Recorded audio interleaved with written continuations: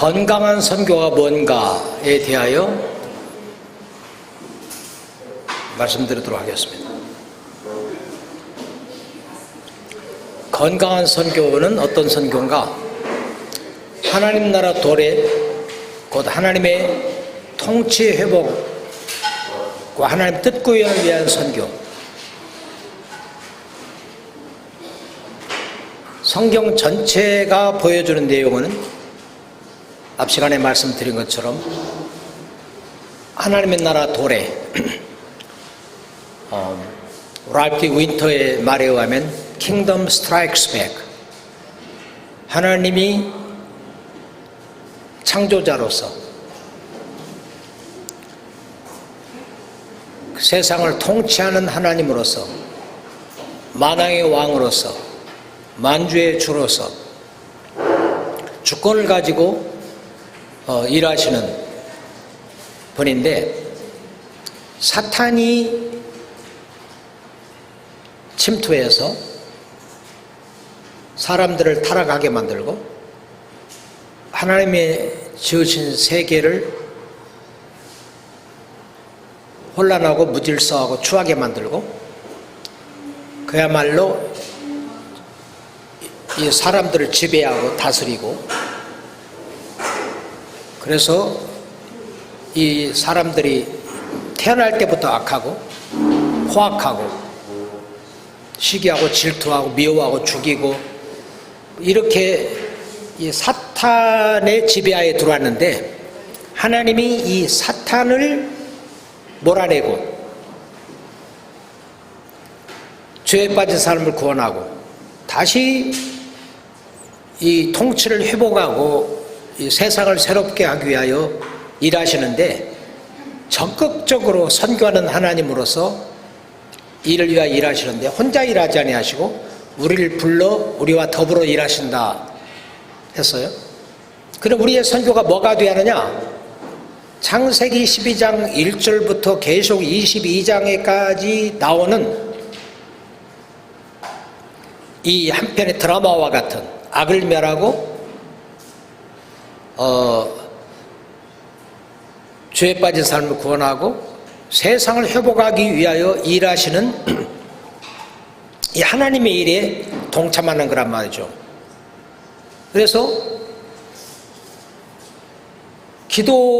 예수님이 기도하실 때 제자들이 나와서 요한이 제자들에게 기도하는 법을 가르쳐 줬던 것처럼 우리에게도 기도하는 법을 가르쳐 주서 할 때 너희는 이렇게 기도하라 하면서, 하늘에 계신 우리 아버지여 이름이 거룩히 여김을 받으시오며 나라 임하옵시며 뜻이 하늘에서 이루어진 것 같이 땅에서 이루어지이다. 기도라는 것은 우리가 그렇게 기도할 뿐만 아니라 그대로 살도록 추구하는 삶을 살아야 하잖아요.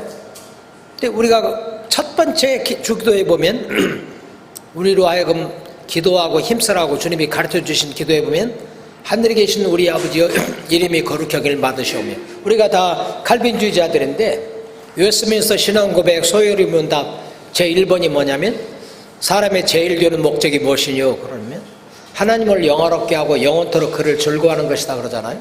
하나님의 영광이에요. 먹든지 마시든지 무엇을 하든지 우리는 하나님의 영광을 위하여 하라고 그랬어요.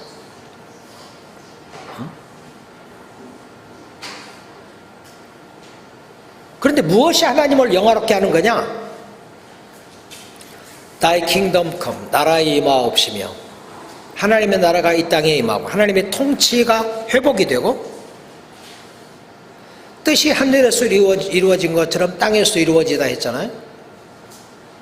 이게 하나님의 나라가 임하고 하나님의 통치가 회복이 되고 모두가 하나님을 통치자로, 하나님으로, 창조자로, 섭리하신 분으로, 만왕의 왕으로, 만주의 주로 인정하고 그 하나님께 경배하며 그 하나님의 통치를 받으며 그 하나님께 순종하는 삶을 사는 것, 그리고 하나님의 뜻이 하늘에서 이루어진 것처럼 이 땅에 이루어지도록 위하여 힘쓰는 것, 이게 선교란 말이죠.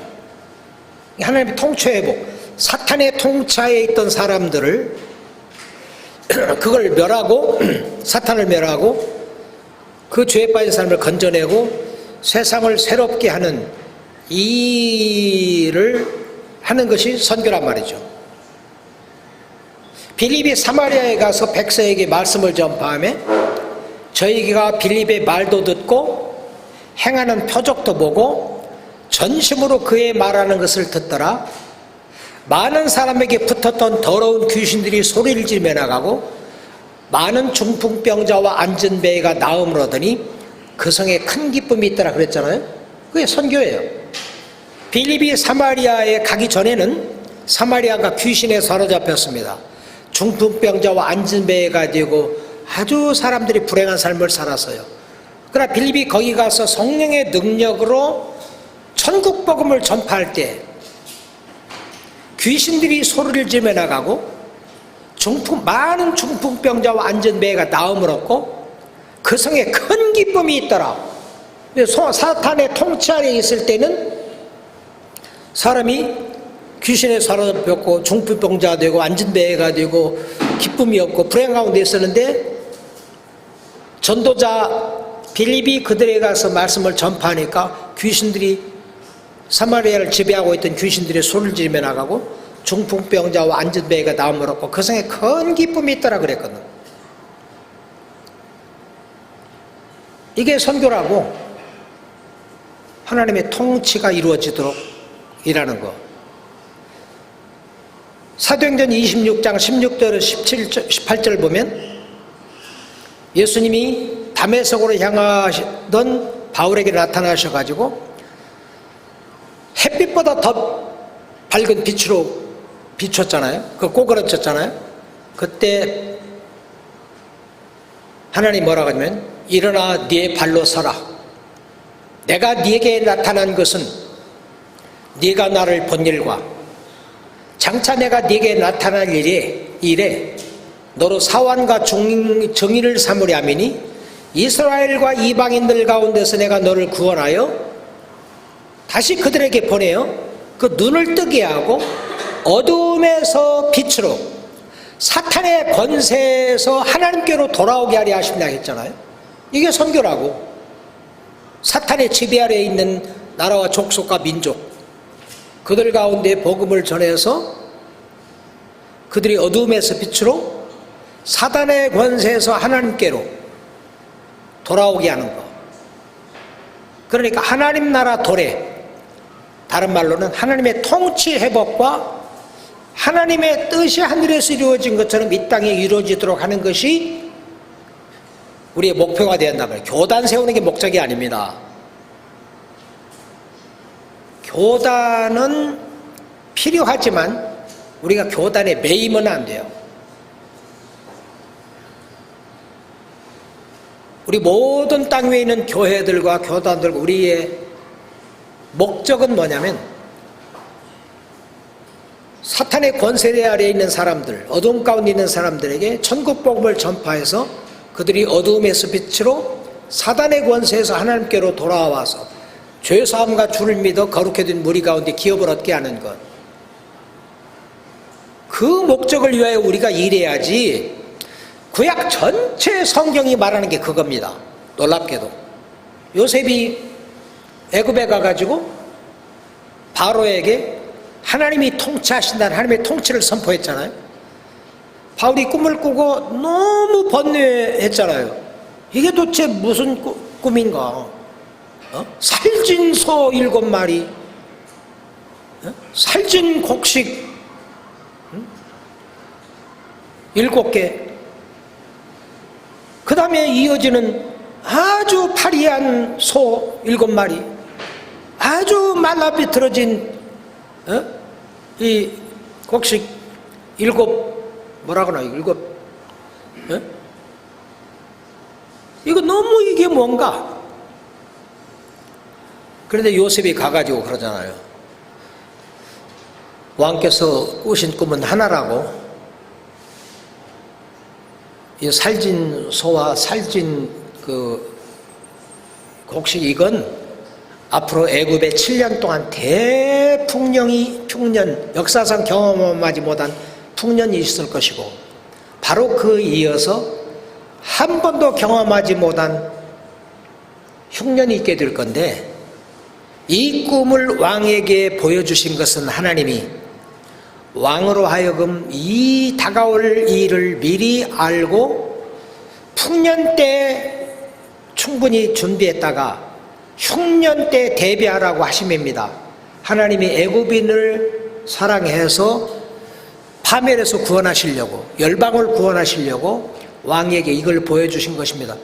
왕이 얼마나 고맙겠어요. 하나님을 모르는데 요셉의 하나님이 나로 하여금 이 꿈을 꾸게 해서 앞으로 일어난 일을 알게 하시고 나로 대비하게 해서 파멸에서 건지게 하시려고 했다? 얼마나 그 왕이 고맙겠어요. 그리고 왕이 그러잖아요.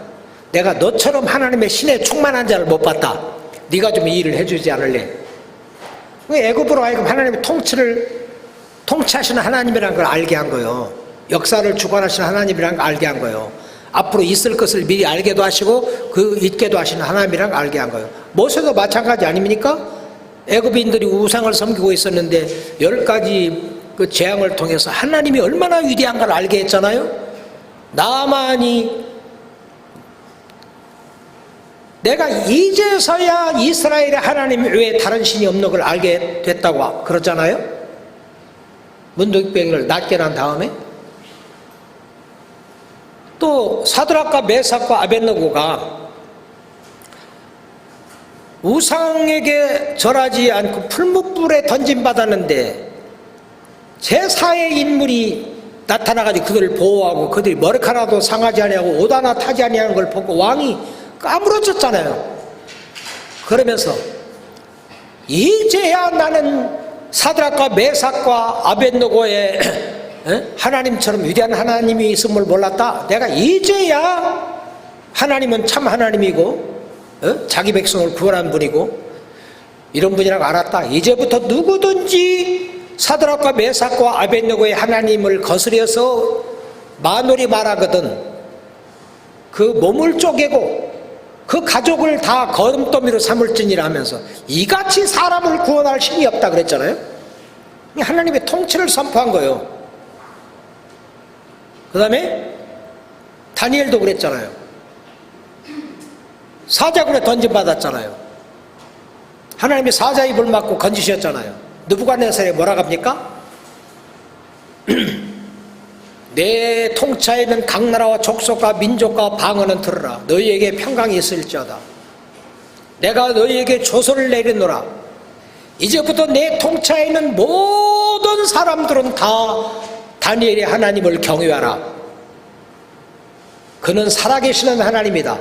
그의 보좌는 영원하다. 그의 나라는 망하지 아니한다.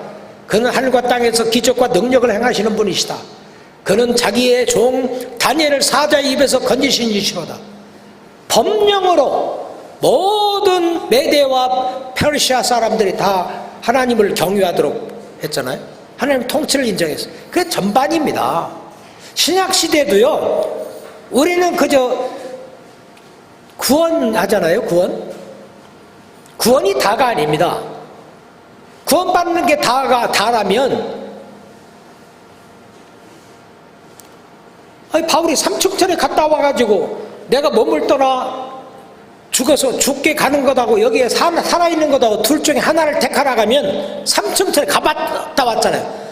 나는 주저없이 몸을 떠나 하나님께 가는 거라고. 그러나 내가 여기에 이렇게 몸에 남아있어야 한다면 교회를 위하여 그렇게 한다고 그랬잖아요. 사명감 때문에. 그러니까 예수 믿고 믿으면 다 천국 보내버리면 되는 거예요. 여기보다 훨씬 좋은 세상인데 전도 잘하는 사람만 남겨놓고. 그런데 이 세상에 왜 뒀습니까? 우리의 사명이 있어요. 사탄의 일을 멸하고 죄에 빠진 사람을 건져내고 그 다음에 세상을 새롭게 하는 계시록 21장 22장이면 새하늘과 새 땅이 이제 임하잖아요. 많은 전투가 있지. 그 안에 영적 전투가. 그러니까 하나님의 나라 도래와 하나님의 통치회복 그리고 구원하고 하나님의 나라 도래하고는 똑같습니다. 근데 사람 편에서 자꾸 구원 얘기해. 복음서에 보면 한 부자 청년 관원이 예수님께 나와서 선생님 내가 어떻게 해야 영생을 얻으리까? 이 사람은 영생에 관심이 있어. 내가 계명을 지키라니까. 무슨 계명 말씀이십니까? 살인하지 말라, 간음하지 말라, 도적질하지 말라, 속에 취하지 말라. 이게 10계명을 얘기하시거든. 그러니까 그것은 제가 어렸을 때부터 다 지켰습니다 그랬거든요. 뻥치는 게 아니라 진짜 그랬어요. 그래서 예수께서 그걸 인정하셨어요. 예수께서 그를 사랑스럽게 보시면서 너 정말 잘했는데 그런데 너한테 한 가지 부족한 것 있다. 내게 있는 재물을 팔아 가난한 사람들에게 나눠주고 나를 쫓으라. 그리하면 하늘에서 보화가 되게 있으리라. 그리고 이 사람 편에서는 자꾸 영생 얘기해. 그런데 예수님은 천국 얘기해. 하나님 통치, 하나님 나라. 근데 이 사람이 재물이 많은 거로 근심하며 떠나갔잖아요. 그때 예수님이 심히 섭섭하셔서 제자들에게 뭐라고 했냐면, 얘들아, 부자가 하나님의 나라 들어가는 것이 얼마나 어려운지 낙타가 바늘귀로 나가는 것이 부자가 하나님 나라 들어가는 것보다 더 쉽다 그랬어요. 그래서 제자들이 심히 놀라가로되 그럼 누가 구원을 얻을 수 있겠습니까? 또 구원 얘기해. 이쪽은 자꾸 예수님은 하나님의 나라 얘기하는데 사람 편에서 자꾸 구원 영생 얘기합니다. 그런데 당시에 유대인들은 부자는 의로운 사람이야.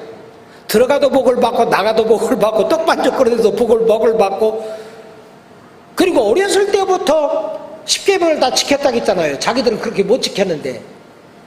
근데 이렇게 의로운 사람, 이렇게 어렸을 때부터 10계명도 못 지킨 사람, 10계명을 지킨 사람이 구원 못 받는다면, 천국 못 간다면 우리는 틀렸구나 그렇게 생각한 것 같아. 그래 힘이 놀랬지. 그래서 우리가 모든 것을 버리고 주를 쫓아 싸우니 우리가 무엇을 얻으리까 하니까 예수님이 뭐라 하냐면, 그때 내가 진실로 진실로 너희에게 이르니 나와 및 복음을 위하여 집이나 형제나 어미나 아비나 자식이나 전토를 벌인 자는 집과 형제와 자매와 자식과 전토를 100배나 받고 핍박을 겸하여 받고 내세 영생을 얻지 못할 자가 없는지라. 눈높이로 낮춰서 말하는 거예요. 하나님의 나라 도래가 사탄의 통치하에 있던 사람이 하나님의 통치 속으로 들어오는 거, 어두움에서 빛으로 사단의 권세에서 하나님께 돌아오는 것이 구원이에요. 니고데모에게도 말씀 전도할 때 예수님이 예수를 믿어라 그러면 너와 내 집에 구원을 라 그러지 않았어. 네가 거듭나야겠다. 무슨 말이냐? 거듭나지 않으면 천국에 들어가지 못한다. 하나님 통치 속으로 못 들어간다. 통치를 못 받아들인다. 그러니까 내가 어떻게 어머니 뱃속에 다시 들어갔다 나옵니까? 내가 이스라엘 선생으로서 유대인의 관원으로서 내가 거듭나겠다는 말을 모르느냐? 그러면서 모세가 광야에서 뱀을 든 것 같이 인자도 들려야 하리니 누구든지 그를 보는 사람은 다 구원 받는다면서 하나님의 세상을 이처럼 사랑하사 독생자를 주셨으니 이는 저를 믿는 자마다 멸망치 않고 영생을 얻게 하려 하심이라. 사람의 말로 낮추어서 말씀하시는 거예요. 예수님의 설교와 가르침의 주제는 하나님 나라였습니다. 내내 하나님 나라는 이와 같으니 하나님 나라는 이와 같으니 마태복음 13장은 전체가 그거고, 예수님이 돌아가셨다가 다시 살아나가시고 40일 땅 위에 계셨는데 40일 동안 하신 일을 누가는 한마디로 표현하는데 하나님의 나라의 일을 말씀하시니라 그랬어요. 바울이 온 이태를 자기 셋집에 유하며 로마에 있는 자기 셋집에 유하며 자기에게 오는 사람을 다 영접하고 하나님의 나라와 주 예수에 대하여 말씀했다. 2년 동안 바울의 사역을 한마디로 다 요약을 뭐냐면 그들에게 하나님의 나라를 이야기했다고 그랬거든.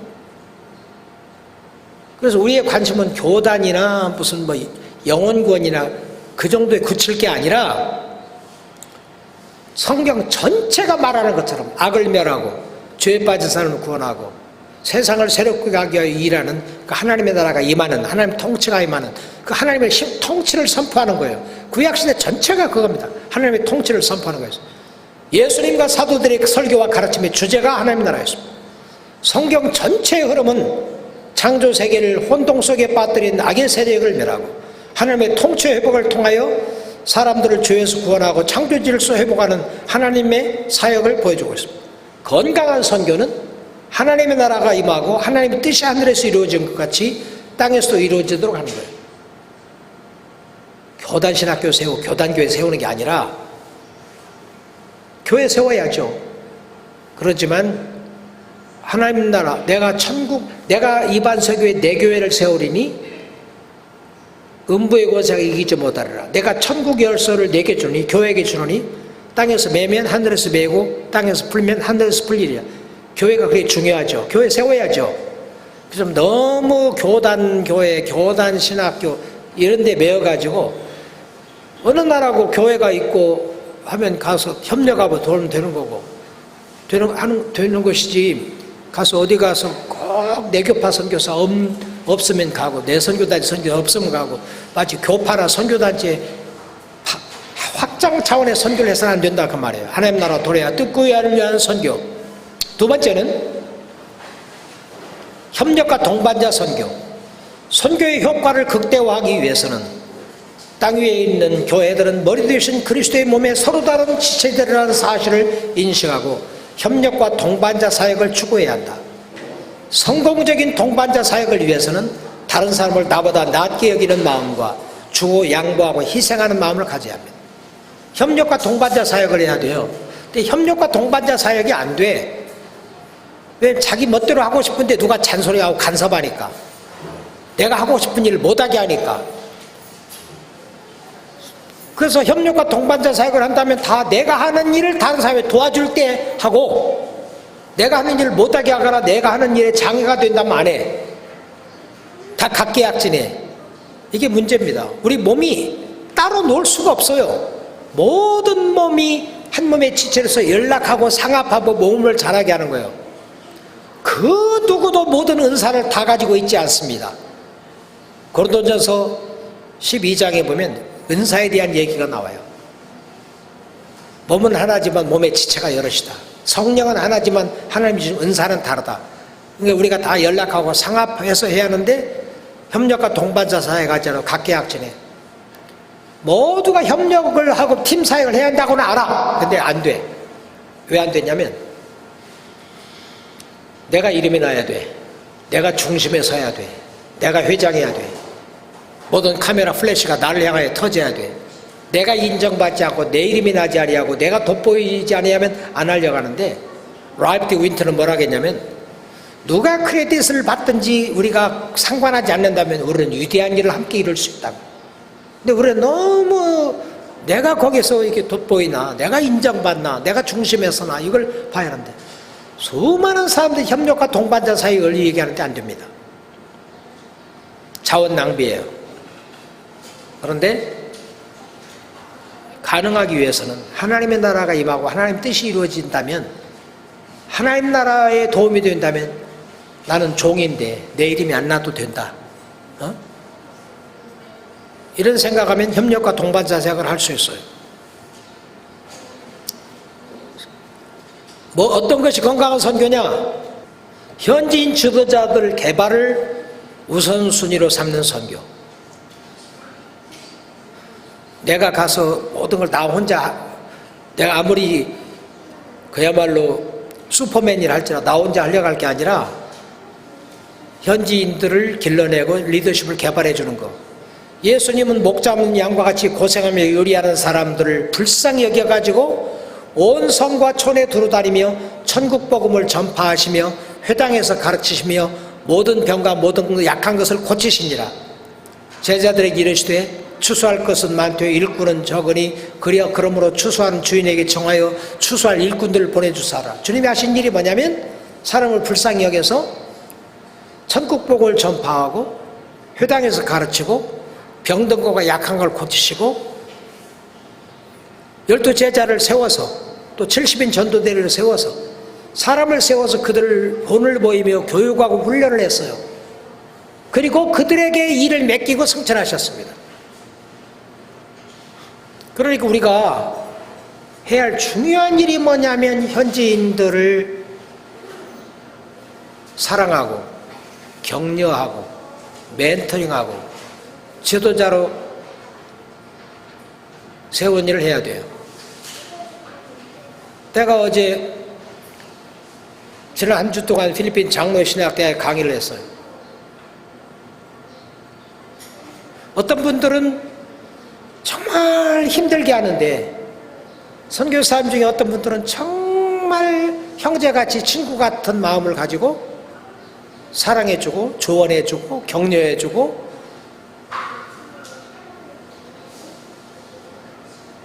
사랑하고 도와주고 그런다고.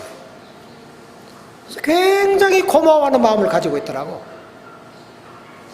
우리가 할 일이 그런 게 아닌가. 예수님이 오셔가지고 만약에 혼자 복음 전하고 가르치고 치료하고 그냥 가버렸다고 생각해 보세요. 사람들을 안 길러놓고 어떻게 됐겠어요? 예수님은 사실 이스라엘 잃어버린 양들에게 보냄받아가지고 그저 예루살렘 이스라엘의 성과 촌에 두루다니며 사역을 했고 다른 나라가 사역 못했거든. 근데 제자들이 가서 그러므로 너희는 가서 모든 족속으로 제자를 삼으라 일꾼을 길러냈잖아요. 현지인들을 지도자들을 개발하여 그들로 일하게 하는 것이 건강한 선교입니다. 일본 사람들이 한국에 와가지고 일본 식민 통치 기간 동안에 벽돌 찍는 일만 그냥 나르는 일만 막일만 시켰지 그거 기술 안 가르쳐서 이게 문제라고. 그 다음에 건강한 선교가 뭐냐? 토착교회 설립과 육성의 선교. 선교사는 외국의 자원을 끌어들여 선교하려 하지 말고 선교지의 인적 물적 자원을 개발하고 동원하는 선교를 추구해야 한다. 현지 교회들로 하여금 그리스도의 지도 아래 현지 교회들을 자치 자립 자전하는 토착교회들을 세워야 한다. 참으로 토착화되지 않은 교회는 그 민족교회를 할 수 없다. 장로교 선교사들은 한국에 와가지고 어떻게 선교해야 할지 모를 때 고참도 없고 갈등 많이 했습니다. 그때 중국 산동성에 있던 잔 리뷰스 선교사, 자기 선교부 파송 고참 선교사 그분을 초청해서 2주간 선교 세미나를 열고 그분의 가르침을 받아들여가지고 처음부터 자치 자립 자전해서 전 세계 모든 장로교인 다 합해도 한국 장로교인만큼 안 된다고 할 만큼 똑같은 배 타고 왔는데 감리교는 전체 100년 지난 후에 20여 프로, 장로교는 거의 70%가 될 만큼 이런 일이 어떻게 벌어졌냐면 순수한 토착교회를 세워서 그렇다. 자치 자립하는 현지 교회를 세워야 한다. 매우 조심해야 돼요. 근데 돈을 안 주고 사랑을 베풀 길은 없습니다. 그죠? 돈을 안 쓸 수는 없어요. 근데 지혜롭게 써야 된다고 생각을 해요. 그래서 유대인들은 고기 잡는 법을 가르치고 고기를 잡아다 주지 말라 했다 했잖아요. 고기 잡는 법을 가르쳐 줘라. 한국에 온 장로교 선교사들은 교회 목회하라고 봉급은 안 줬지만 어떻게 했냐면 유명한 말이 3가지가 있습니다. 마펫 팜, 마펫 농장. 한국이 다 그때 농사 지었잖아요. 소득 증대를 위하여 농사 짓는 법을 가르쳐줬어. 마펫 팜이라는 유명한 말이 있어. 소알렌스 애플이라는 유명한 말이 있습니다. 북장로교 선교사 가운데 소알렌 선교사는 한국에 사과가 없는데 사과나무를 외국에서 갖다가 수입에다가 한국 장로교 자기 선교 구역에 있는 우리 장로교인들 하여금 사과나무를 재배하게 했어. 요즘 한국에 후지 사과 얼마나 많았습니까? 그래서 북장로교 선교사들 출신 그 지역들 대구 능금 그래가지고 그걸 팔고 그 비타민 섭취도 하고 팔아서 소득을 얻게 했어요. 그러니까 고기는 안 갖다 줬는데 고기 잡는 법을 가르쳐줬다고. 그 다음에 한부선 선교사 아버지 한위리엄 선교사 있잖아요. 헌트 데어리라는 말이 있습니다. 헌트의 낙농업. 그분은 한국이 너무 영양실조가 되고 너무 가난하고 그러니까 그냥 무작위로 갖다가 뭐 봉급 주고 하지는 않았지만 젖소를 들여와가지고 그 소 젖을 짜서 우유도 먹고 몸도 보신도 하고 팔고 하게끔 그게 지혜롭게 돈을 쓰는 방법 중에 하나라고 생각해요. 그리고 누가 교회를 짓는다 땅을 산다 하면 그래서 내가 의존심 길러주지 않는 범위 내에서 그들이 최선을 다하도록 하기 위하여 이렇게 좀 헌금을 해준다든지 it's okay.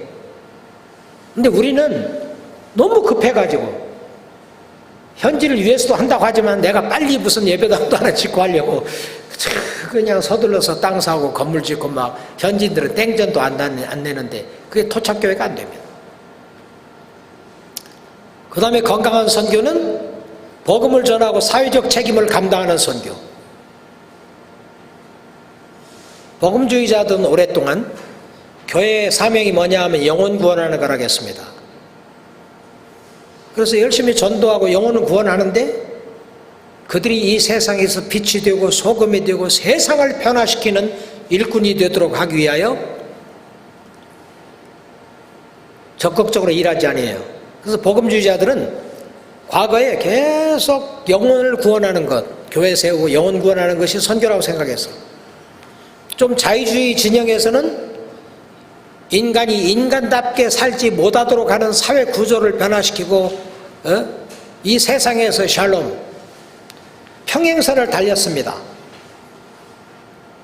그런데 1974년 세계 복음화를 위한 로잔 대회 때 존경받는 복음주의자 가운데 존 스타트라는 분이 그때 와서 세계 각처에서 5대양 6대주에 모인 복음주의자들에게 폭탄과 같은 선언을 했습니다.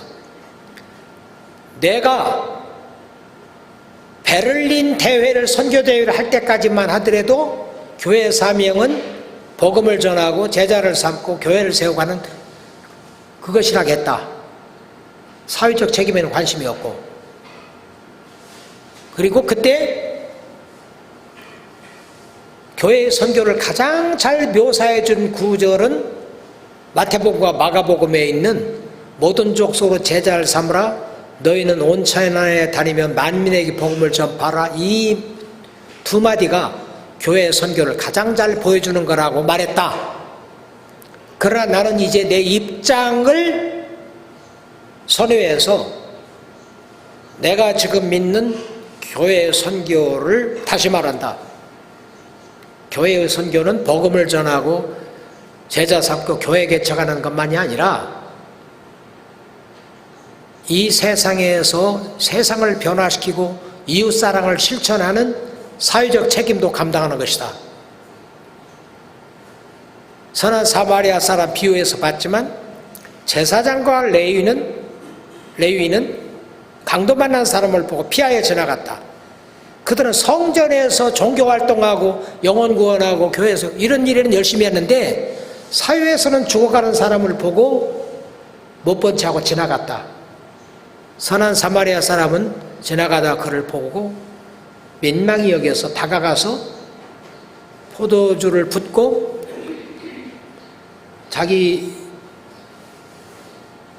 붕대로 싸매고 돌보고 그를 여관으로 데리고 가서 밤새 도와주다가 불갑을 떠나야 할 때는 여관 주인에게 이 사람을 좀 돌봐달라고 내가 돌아올 때 반드시 모든 필요를 채워줌하고 갚아줌하고 비용을 이 사람을 돌보라 하겠다. 예수님이 이 셋 중에 누가 강도 많은 사람이 이웃이냐 했다. 자비를 베푼 자는 이다 하니까 너도 이와 같이 해라 했지 않냐? 우리 관계가 하나님과의 영혼구원하고 하나님과의 수직적인 관계뿐만 아니라 수평적인 이 관계를 강조하지만 않으면 안 된다. 그래서 교회의 선교를 가장 잘 보여주는 구절은 요한복음 20장 21절이다. 아버지께서 나를 보내신 것 같이 나도 너희를 보내노라. 아버지의 보냄을 받아가지고 예수님이 어떻게 했느냐? 영혼구원만 했냐? 복음 전하고 가르치고 치유하고 개발하고 그 당시에 아예 그냥 소외된 계급들, 세리들, 창기들 이들 돌보고 그 다음에 성전에 그 돈 바꾸고 짐승 거기서 팔고 이 잘못된 제도들도 고치고 이 모든 걸 포함했다. 예수님 오셔서 뭐 했냔 말이야. 그래서 모든 복음주의자들이 그건 자유주의자들이라는 것으로 생각을 했는데 했던 사람들이 쇼크가 된 거예요. 근데 그 큰 대회에서 그것만을 얘기할 수 없으니까 우리가 이 중요한 문제를, 우리가 그동안 등한했던 이 중요한 문제를 우리가 한번 언제 모여서 이 문제를 한번 집중적으로 다뤄보자. 그래서 8년 후인 1982년 그랜드 래피드 미시간에 있는 리폼드 바이블 칼리지 앤 세미너리, 거기에 모여가지고 한 주간 동안 대회를 했습니다. 포럼을. 그래가지고 열띤 디베이트 가운데 그것만을 전적으로 의논했어요. 그리스도인의 사회적인 관심과 복음 전도의 관계에 대한 컨설테이션, 컨설테이션 the relationship between evangelism and social Christian social evangelism, 하여튼 뭐 그런 거예요. 그 내린 결론이 뭐냐면 Christian social concern is a consequence of evangelism, can be a bridge to evangelism, and should be a part of evangelism. 그리스도인의 사회적인 관심은 복음 전도의 결과이기도 하지만 복음 전도의 수단도 될 수 있고 복음 전도의 동반자가 돼야 한다. 복음 전에서 사람이 구원받고 하나님의 사람이 되면 착한 사람이 되어가지고 착한 이웃사랑도 하고 착한 사회적 책임도 감당하지만 그건 적극적이지 못하단 말이야. 이제 그것도 있지만 또 그 복음 전도의 수단도 될 수 있지만 많은 사람들이 구제 사업하고 뭐 이렇게 하는 게 왜 하냐면 미끼로 미끼로 한 사람 많습니다. 한국에 와 있던 청교도들인 우리 장로교 선교사들이 그랬습니다. 종교자유 허락하지 않으니까 할 수 없잖아요. 그러니까 학교도 세워 병원도 세웠어. 근데 종교자유를 허락하니까 세브란스라는 사람이 돈을 준다고 병원 세우라 해도 안 받는다고 그랬어. 우리가 전도하는 것도 지금 시간이 없는데 언제 저 병원 세우고 그런 일 하냐고. 안 받는다 했어. 근데 자꾸 뭐라고 하니까 받았어. 그리고 전도 같은 병원 학교 세우고 병원 세우고 하는 것도 다 전도를 위한 수단으로 생각했어. 병원에서 다 나았는데 붙잡고 있는 거야. 예수 믿을 때까지. 그리고 나가면 또 따라가가지고 계속 전도하고. 그래 선한 일도 하나의 수단으로. 그러니까 우리 복음주의자들의 결론이 뭐였냐면 그리스도인들의 사회적인 관심은 복음 전도의 결과이기도 하고 수단도 될 수 있고 동반자가 돼야 한다. 또 동반자는 뭐냐면 그들이 믿든지 안 믿든지, 그들이 회교도 되든지 불교도 되든지 공산주의자든지 고통당하는 사람 보면, 강도만한 사람 보면 살려야 하듯이 복음 전도의 수단이 안 될지라도 우리가 사회적인 관심, 이웃사랑은 복음 전도의 동반자가 되어야 한다. 그런 얘기를 했어요.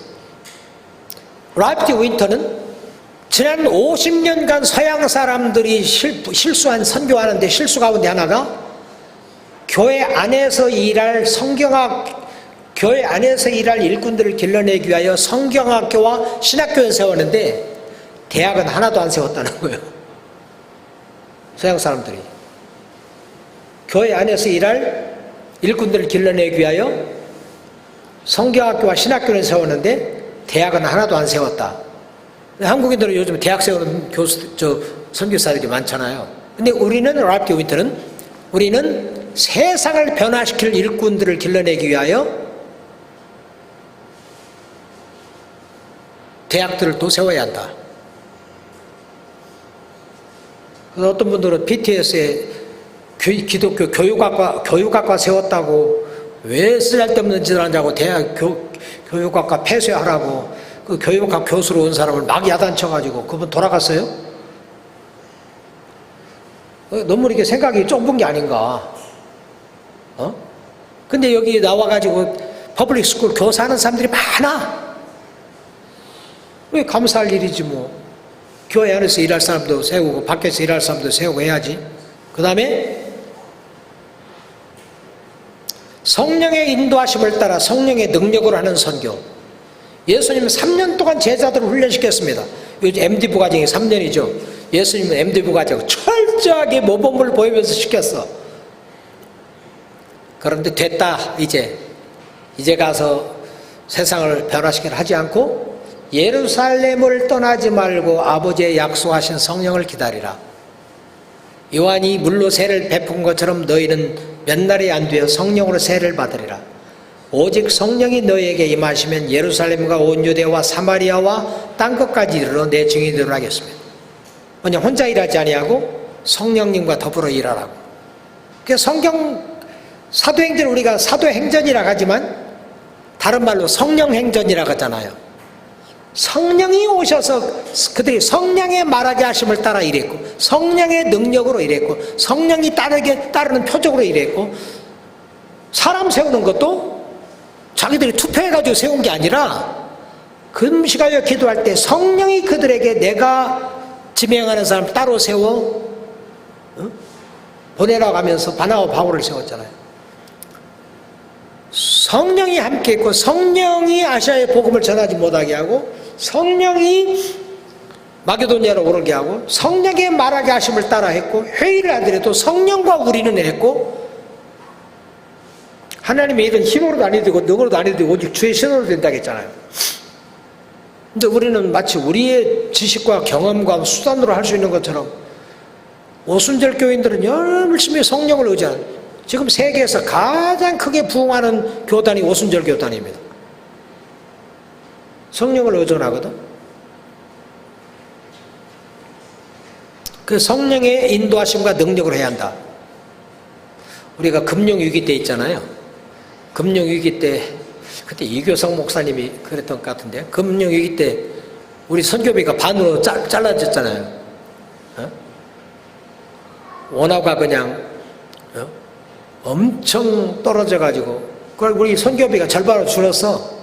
어떤 사람은 돌아가서 우리 교회는 그때 한 500여 명에게 한 달 200불씩, 한 달에 10만 불씩 몇 년 동안을 도운 일이 있어. 감사하고. 근데 그때 선교사들이 돌아가야 돼서 그때 우리 선교사님 중에 한 분이 그러더라고. 참 이제 회개해야겠다고. 우리가 그동안에 돈으로 했는데 그동안에 사도 베드로와 요한은 은과 금은 내게 없거니와 내게 있는 것으로 내게 주느니 곧 나사렛 예수 이름으로 걸으라 했는데 돈은 없어 성령의 능력으로 했는데, 우리 선교사는 지금까지 성령의 능력은 내게 없거니와 내게 있는 것으로 내게 주느니 한국의 달러를 받으라 해가지고 너무 돈으로 이렇게 의존해서 사역을 하다 보니까 이제는 아주 이 모습이 됐다고. 우리가 회개하고 새롭게 한다. 그때 그런 얘기 했던 걸 생각이 나. 그 다음에 건강한 선교는 어떤 선교냐? 선교사를 절실히 필요로 하는 곳에 가서 하는 선교. 땅 위에는 교회는 다 같습니다. 형제 자매예요. 그들 가운데는 우리에게 없는 좋은 게 있어. 필리핀 분들에게서 우리에게 없는 좋은 걸 여러분 뭐하나 꼽아보세요.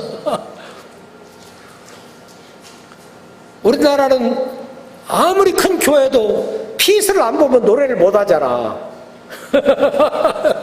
지휘자는 이러고 있는데 그냥 지휘자는. 필리핀 분들은 다 외워가지고 노래를 할 때 보면 얼마나 신나게 합니까? 정말 이 나라 분들로부터 우리가 배울 게 많이 있어요. 그럼 이 나라 분들에게 없어서 우리가 줄 수 있는 게 있고. 그러면 우리는 우리를 필요로 하는, 우리의 은사를 필요로 하는 곳에 보내야 하는데, 우리 같은 경우는 어떠냐면 거기 우리 교단 선교사 있어 없어? 있어요. 그러면 그거 보내지 말고 우리 교단 선교사 없는 데가 어디야?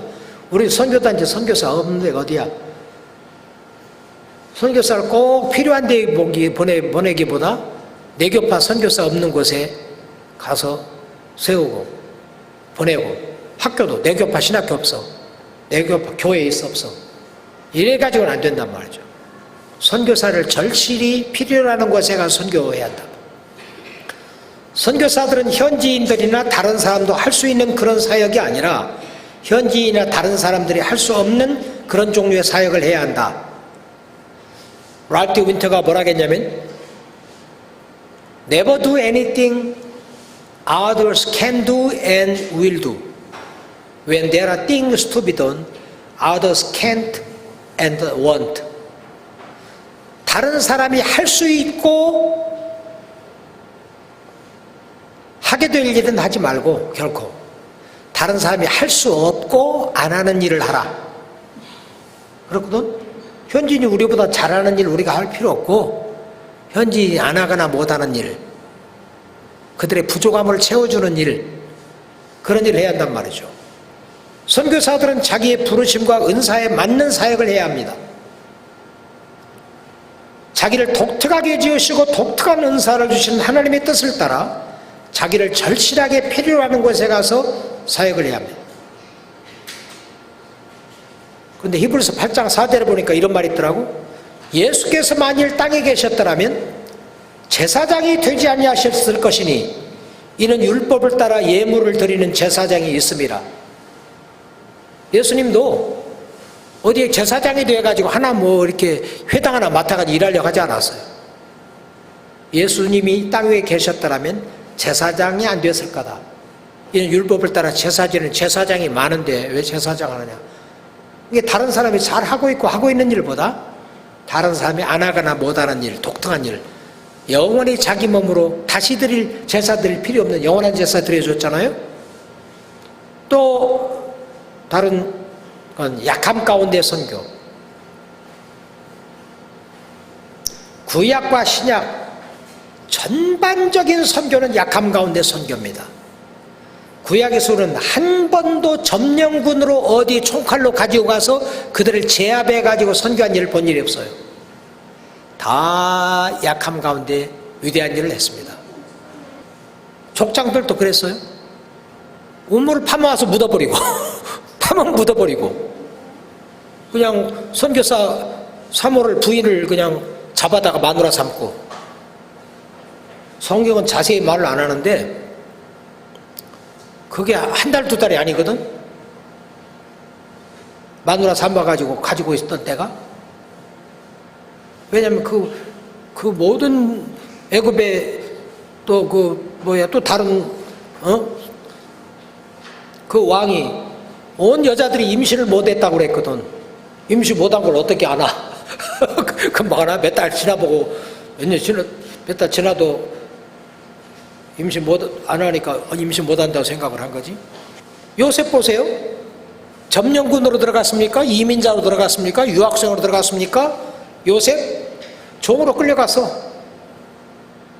억울한 일도 많이 당하고 약한 자의 입장에서 나만 장군에게 구원의 복음을 선포한 이스라엘 엘리사 선생에 가면 문득병이 낫겠다고 말해준 여자가 누구예요? 전쟁 포로입니다. 여자아이예요. 나오미 남편 잃고 자녀들 잃고, 다니엘, 사드락, 메삭, 아벳느고 안수받은 목사도 아니고 파송받은 선교사도 아니고 장로도 아니고 전쟁 포로였어요. 전쟁 포로. 정말 다 약한 자의 입장에서 선교했어요. 신약시대 예수님도 12영 더 되는 천사를 동원해서 싸울 수 있었지만 그렇게 안 했어. 힘을 안 했단 말이에요.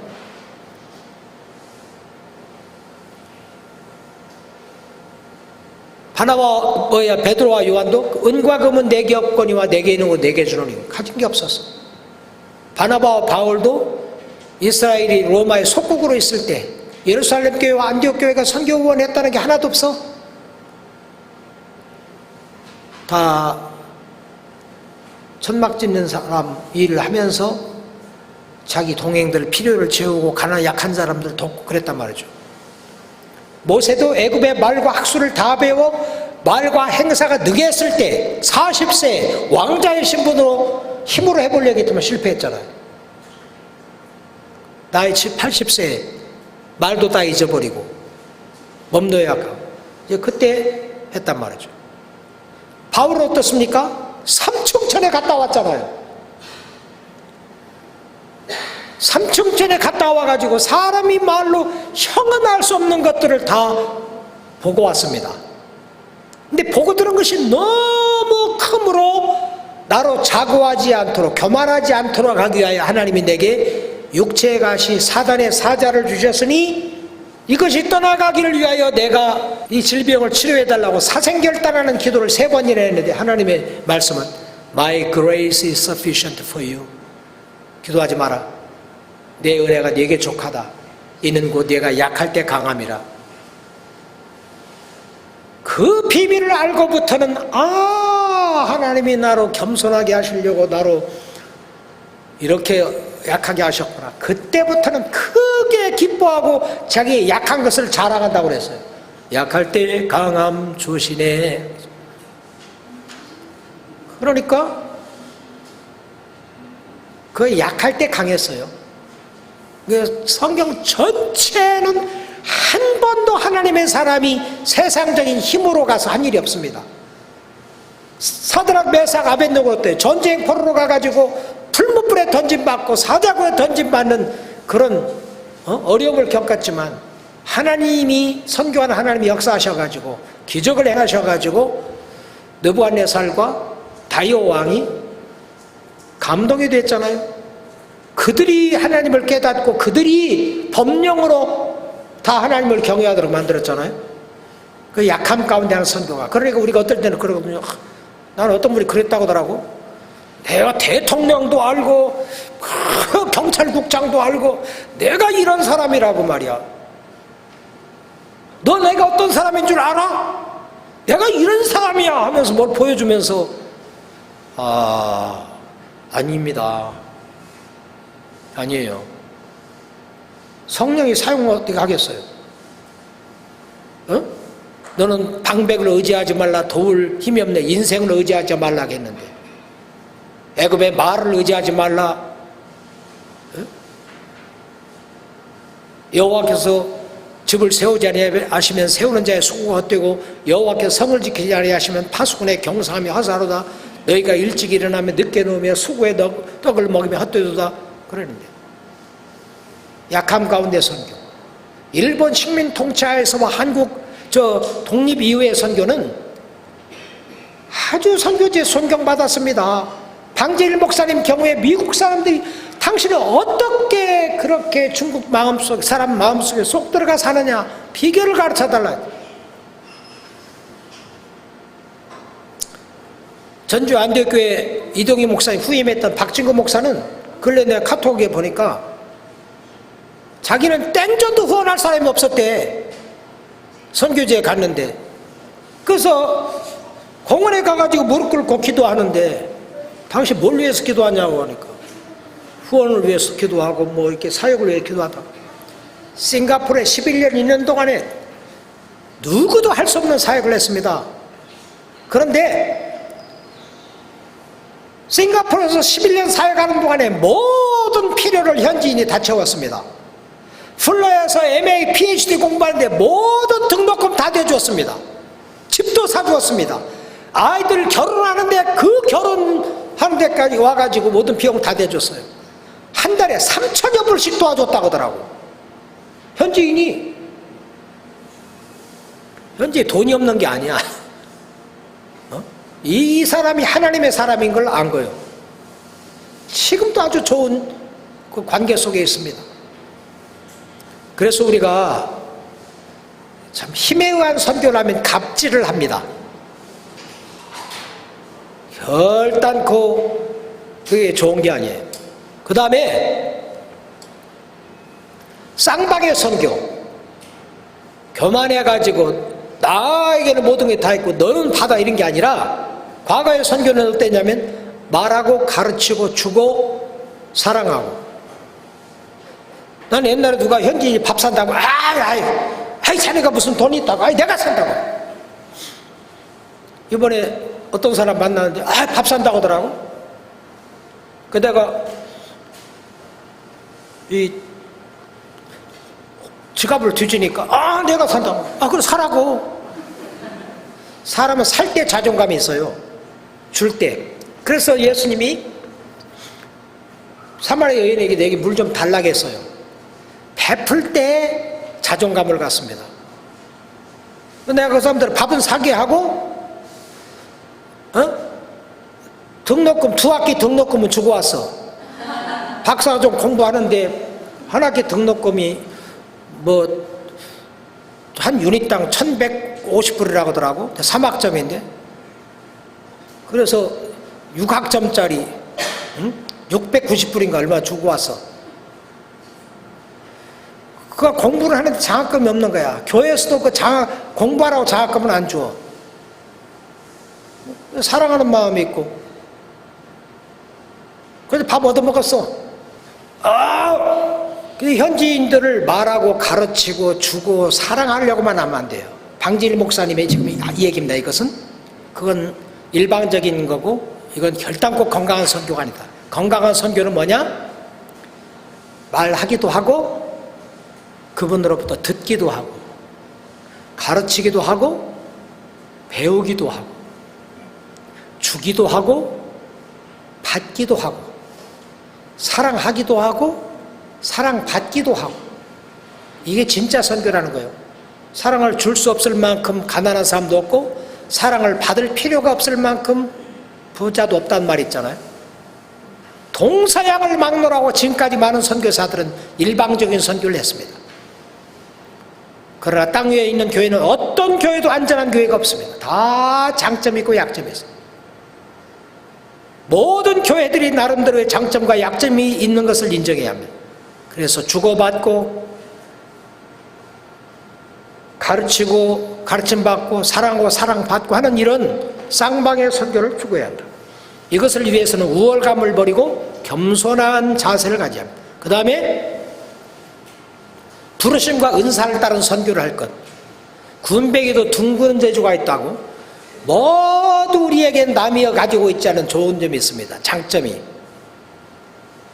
우리가 전쟁할 때 투구와 방패와 창과 칼과 갑옷과 이게 필요해요.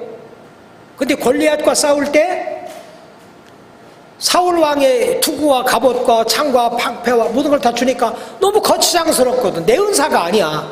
근데 바울이 어떻게 골리앗 물리쳤습니까? 바울이 아니라 다윗이 물맷돌 가지고 아버지의 양을 몇 마리 안 되는 양을 지킬 때 사자와 곰이 나타나면 장난하다시피 막 던지기 아니고 정말 조심스럽게 그냥 던지고, 그 사자나 곰을 찢었다고 했잖아요. 처음에 쫓아내고 안 되면 빼내고.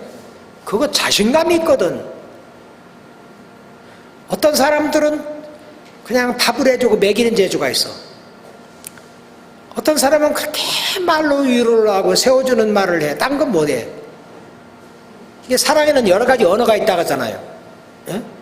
게리 누구죠? 사랑의 언어 5가지 언어에 어떤 사람은 격려하는 말로, 어떤 사람은 선물로, 어떤 사람은 수고로, 어떤 사람은 이렇게 좀 만져주는 것으로. 다 똑같은 게 아니야. 어떤 사람 만지면 징그럽다고 그래요. 왜 이렇게 만져요? 어떤 사람에게 만져주면 굉장히 사랑을 느껴. 어떤 사람 말로 격려를 해야 돼. 나는 누가 나한테 선물 주기보다 격려하는 거 있죠? 인정해줘. 격려하는 거면 굉장히 막 업이 됩니다. 우리 막내딸은 뭐냐면 선물이야. 그의 사랑의 표현은 선물이야. 그냥 사랑을 마음에 있으면 가지고 와 뭘 사오고 막 오도 해주고. 우리 집사람의 언어는 뭐냐면 설거지 도와주고 뭐 그런 게 아니야. 말대꾸 잘해주는 거야. 그래서 그랬구나. 그때 얼마나 기분 나빴어? 되게 기분 나빴겠다. 그래서 어땠어? 잘했네. 너무 좋아하는 거야. 내가 그냥 말하라고 가만히 있고 뭐 말하고 있는데 한마디 하고 있으면 대답 좀 하라고, 반응 좀 하라고. 뭐야? 사람들 만나면 그냥 그렇게 말하기 좋아하는 사람이 집에 오면 말을 안 한다고. 허지필 목사 사모는 자기를 도와주는 거라고 하더라고. 일 도와주는 거. 힘들 때. 제일 사랑을 느낀대, 그럴 때. 사람마다 다르거든. 근데 우리 모두에게는 뭔가 다른 사람에게 없는 거 있어. 그 은사를 활용하면 사람들의 세월을 받고 격려를 받고 용기를 얻고 하거든. 내가 이번에 비스테스 학장을 만나는데 굉장히 우리 황 박사님을 존경하고 고마워하더라고. 오늘 여쭤보니까 내가 사랑하고 격려를 했지 내가 그만큼 뭐 이렇게 그렇게 한 것까지는 아니라고 그러는데, 본인이 볼 때는 와가지고 다 격려하고 같은 마음 품고 형제처럼 친구처럼 대해주고 너무 고맙다고 고마움을 내한테 표하더라고. 내가 물어본 것도 아닌데. 이게 우리가 다 은사라고. 이런 것들이. 은사, 부름과 은사를 따라 일해야 돼. 부름과 따라 은사를 일해야 하는데 프로블렘이 뭐냐면 자기가 돼야 하는데 Be yourself. 자기가 돼야 하는데 은사를 몰라. 은사대로 안 하고 딴 사람 흉내를 내려고 그래. 근데 은사 많은 분들이 방언, 예언, 통역 이것을 은사로 생각하는데 하나님 우리에게 별의별 은사를 다 줘. 가르치는 은사, 섬기는 은사, 뭐 치유하는 은사. 은사가 반드시 하는 은사를 주는데 은사가 뭔지를 몰라. 은사를 따라 일해야 행복하고 기쁘고 열매가 맺고 쉬워. 근데 하나님이 주신 은사를 따라 일하면 첫째 재미있어. 열정이 생겨. 에너지가 올라와 그 일하면. 그 다음에 쉬워. 다른 사람 어렵다 했는데 나한테는 쉬워. 그 열매가 있어. 근데 많은 사람이 은사를 몰라. 왜 모르냐면 내게 기회가 주어지면 어떤 것이든지 좀 열심히 해봐야 돼. 어떤 걸 하면 재미있고 쉽고 열정이 오르고 인정을 받는데 어떤 건 정말 힘들고 하기 싫고 열매도 없고 그거 은사가 아니야. 이것저것 해보다 보면 내 은사가 뭔지 알아. 어떨 땐 내가 은사가 뭔지 알아. 그럼 그대로 나가야 돼. 욕심 때문에 문제야. 그 은사가 아니야. 근데 이거 하면 돈도 많이 나올 것 같고 인정도 받을 것 같고 명예도 생길 것 같으니까 은사 아닌데 그 일을 덤비는 거야. 나한테 총장으로 와 섬기라고 초청한 기관이 5군데가 있어요. 미국의 인터내셔널 텔라티컬 세미나라는 학교, 골든빌 유니버시티라는 학교, 한국의 강승삼 목사님하고 당시에 지금 정인찬 목사 오시기 전에 뭐 웨스트민스터 뭐 대학원 대학교, 또 캄보디아의 어느 뭐 일반 대학교, 캄보디아의 장로교 신학대학, 캄보디아 한국 선교사들은 장로교 연합신학교 있잖아요. 이 사장이 나한테 연락이 와서 총장으로 죄송합니다. 노 땡큐. 호남에서 가장 큰 예배당이라는 게 당시 했던 정읍성광교회 김도빈 목사님 교회에서 나더러 휘임으로 오라고 그래. 김도빈 목사님이. 목사님 말씀은 고맙지만 죄송합니다. 그거 내 은사가 아니거든. 그런 일은 다른 사람도 할 수 있어. 근데 내가 지금 하고 있는 일, 민족교회들을 다니면서 선교운동하고 선교 도전하고 선교교회가 훈련하는 이건 나는 그동안에 훌러 교수하면서 많은 나라 사람들하고 이렇게 네트워크가 이루어지고 있거든. 그 일이 내 소명이라고 생각해요. 내가 비행기표 사고 내가 호텔비 가지고 내가 돈을 주면서라도 가. 이런 일을 하면 하나님이 우리를 부르실 때 반드시 은사를 주십니다. 그 다음에 선교지 교회들을 선교하는 교회로 세우는 선교. 대부분의 선교사들이 선교지 교회들을 선교하는 교회로 세우지 않고 선교의 대상으로만 생각하고 있습니다. 그래서 랄프 D 윈터는 서양 사람들의 실수 가운데 하나가 선교지에 선교회를 세우지 아니하고 교회만 세웠다. 허더스 테일러가 15개의 선교회를 세우는데 현지를 위하여서는 하나도 안 세웠다. 그래서 우리 한국 선교사들은 현지 교회를 선교하는 교회가 되도록 돕는 그런 일을 좀 하라고 하더라고.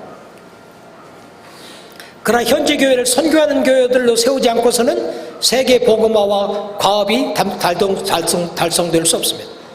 한국 교회가 선교하는 교회가 된 것은 초기 선교사들의 공로가 큽니다. 말씀드렸지만 그레암 리, 이기프 목사님 사모님에게 영향을 준. 그 다음에 마펫 박사, 노예에 이기프 목사 선교사 보내는 걸 동의해주고 떠나기 전에 멘토링해주고 선교지에 가 있을 때 격려하고, 한유리엄 선교사, 산동성 선교에 물꼬를 터준 분. 초기 한국주재 선교사들은 한국교회 지도자들에게 선교 비전을 갖게 하고 그들을 자문하고 그들을 선교지와 연결시켜주고 협력을 했습니다. 선교사들은 현지인 교회들을 선교적 교회로 세워야 합니다. 그 다음에 12번째, 선교사를 파송하는 일만 할 게 아니라 선교적 교회 합니다. 한국교회 그동안에 많은 선교사를 파송을 했는데 자기들은 제도화되고 아주 굉장히 느슨해지고 그래가지고 결국은 교회들이 그냥 이렇게 무너지니까 선교회들도 활력을 잃는 거죠. 그 다음에 섬기는 자세로 하는 선교.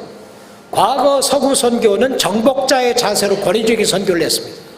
근래 한국 선교사들도 이런 정복자의 자세로 선교하는 인상이 짙습니다. 선교사는 겸손한 자세, 섬기는 자세로 사역을 해야 합니다.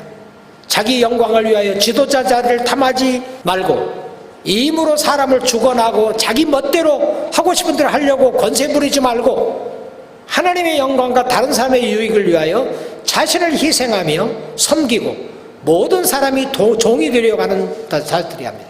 예수의 제자들이 예수님 마지막 지금 십자가지로 올라가는데 길에서 주님이 영광 중에 임할 때 하나는 좌편 우편에 앉게 해달라고 했잖아요. 너희가 나의 마시는 잔을 마시면 나의 받는 세를 받을 수 있느냐? 할 수 있습니다. 너희가 과연 나의 마시는 잔을 마시면 나의 받는 세를 받으리니와 내 좌우편에 앉는 것은 하나님이 누굴 위하여 예비되었든지 그들이 앉을 것이다. 세상 사람들은 주장한 자세를 하고 권세를 부리고 하지만 너희 중에는 그렇지 아니하니 너희 중에 크고자 하는 사람은 모든 사람을 섬기는 자가 되고 으뜸이 되고자 하는 사람은 모든 사람이 종이 되어야 하리라. 인자에 온 것은 섬김을 받으려 함이 아니라 도리어 섬기려 하고 자기 목숨을 많은 사람의 대속물로 주려 함이라고 했습니다. 전문적인 선교 단체를 통한 선교. 오늘날 많은 지역교회들이 현장의 선교사들이나 전문적인 선교단체들을 통하여 일하지 않고 교회가 직접 선교에 뛰어들어서 많은 시행착오를 범하는데 그게 바람직하지 않아요. 선교단체들을 제쳐놓고 성공적으로 사역을 감당한 교회가 없습니다. 그들은 많은 물적, 인적 자원을 비효율적으로 사용하고 있습니다. 현지에 있는 선교사들과 선교단체들을 통해서 해야지. 그 다음에 마지막으로는 선교사를 돌보고 그들의 지도력을 개발하는 선교. 한국교회는 선교사들을 파송해놓고 그들을 돌보는 프로그램이 없습니다. 그들을 영적으로, 정신적으로, 신체적으로 돌보지 않아서 많은 선교사들이 탈진 상태에 있고 건강이 망가져가고 있습니다. 선교사 자녀들을 위한 돌봄 프로그램도 있어야 합니다. 파송받은 선교사들의 지도력을 개발하고 그들을 적재적소에서 일하게 하는 일도 중요합니다. 자꾸 못 들어오게 하잖아요. 선교지에 있으면 돈을 주고 본부로 들어오거나 어디에 전략적인 데 가면 아주 돈 끊고 저 야전에 있는 소총 가지고 뛰는 사람도 군인이고 국방부나 육군본부에서 장군이 돼가지고 전략적으로 하는 것도 선교고 모든 게 선교인데 선교사들이 역량을 따라 일할 수 있도록 그들을 재배치하는 일도 필요하고 역할을 따라 역할 변화를 갖는 것도 중요합니다. 적재적소에서 일할 수 있도록 돕는 것이 중요합니다. 마치겠어요? 첫째, 어떻게 할 건가 그러면 교단이나 선교단체 확장 차원의 선교를 지향하고 하나님의 나라 도래를 위한 선교를 추구할 것. 둘째, 공동 목적을 위하여 부름받은 다른 교단 및 기관 파송 선교사들과 협력과 동반자 사역을 추구할 것. 셋째, 현지인들을 고용하여 봉급을 주고 하는 사역을 지향하고 현지인 지도자들을 개발하여 그들로 사역하게 할 것. 넷째, 외국 돈으로 하는 선교를 지향하고 현지의 자원을 활용하는 선교를 할 것. 다섯째, 예배당을 지어주는 등 프로젝트 위주의 선교 사역을 지향하고 전도하여 사람들을 하나님과 화목케 하는 사역을 힘쓸 것. 여섯째, 인간의 수단과 방법으로 하는 선교를 지향하고 성령의 인도하심을 따라 성령의 능력으로 하는 선교를 할 것. 일곱 번째, 선교사 자신이 원하는 곳에 가서 하는 선교가 아니라 선교사를 절실히 필요로 하는 곳에 가서 선교할 것. 여덟 번째, 풍요 속에서의 세상적인 힘으로 하는 선교를 지향하고 약함 가운데서 성령의 능력에 의한 선교를 할 것. 아홉 번째, 일방적인 선교를 지향하고 현지인들과 주고받으며 쌍방의 선교를 할 것. 열 번째, 자원봉사자들로 일하지 말고 소명과 은사를 따라 사역을 할 것. 열 번째, 현지 교회들을 선교하는 대상으로만 여기지 말고 선교의 역군으로 키울 것. 열두 번째, 선교하는 교회만 되지 말고 선교적 교회가 될 것. 열세 번째, 정복자의 자세로 사역하지 말고 겸손히 섬기는 자세로 사역할 것. 네 번째, 교회가 직접 선교를 하지 말고 전문적인 기관을 통하여 할 것. 15번째, 선교사를 파송해놓고 방치하지 말고 돌보고 지도력을 개발해주는 일에 힘쓸 것. 경청해 주셔서 감사합니다.